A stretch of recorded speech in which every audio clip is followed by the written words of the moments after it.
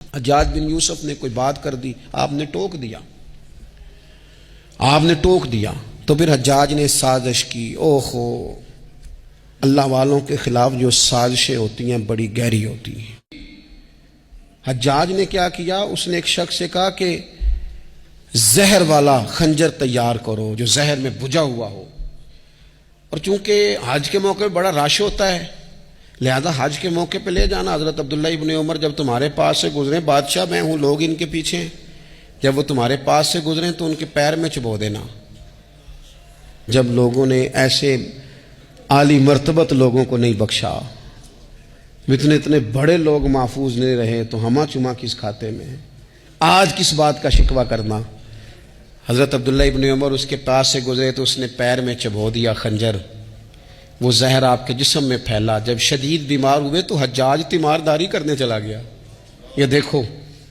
یہ دیکھو دوستی قاتل سے بھی مقتول سے یارانہ بھی، خود چلا گیا اور جا کے کہنے لگا جی اگر مجھے پتہ چل جائے نا کہ آپ کو کس نے یہ زخم دیا ہے تو میں سخت انتقام لوں گا۔ تو حضرت عبداللہ ابن عمر نے بھی بڑا منطقی جواب دیا، فرمانے لگے مجھے اسی نے زخم دیا ہے جس نے حج کے موقع پر کسی کو خنجر لانے کا مشورہ دیا تھا، اسی نے مجھے زخم دیا ہے۔ گویا فرمانے لگے ظالم تو خود ہی یہ کام کرتا ہے اور خود ہی تو تیمارداریاں کرتا ہے۔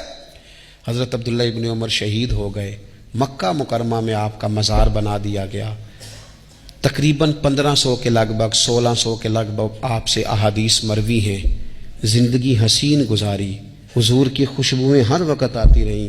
حضرت عائشہ صدیقہ، حضرت حذیفہ، حضرت جابر بن عبداللہ، یہ تینوں جلیل القدر لوگ کہا کرتے تھے حضور کے بعد زمانے کی تبدیلی سے بڑے لوگ تبدیل ہوئے، لیکن جو لوگ حضور کے طریقوں پر پوری طرح قائم رہے ان میں بڑا نام حضرت عبداللہ ابن عمر کا ہے۔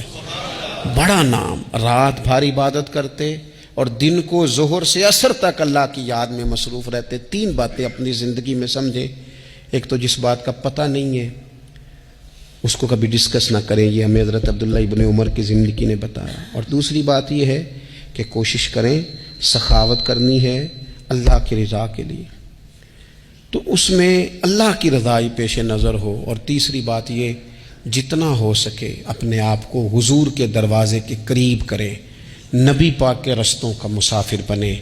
جس طرح بھی حالات بڑے بڑے بدلتے ہیں لیکن اپنی جو اصل ہے نا اس اصل پر ہمیشہ قائم رہیں۔ اللہ مجھے اور آپ کو عمل کی توفیق عطا کرے۔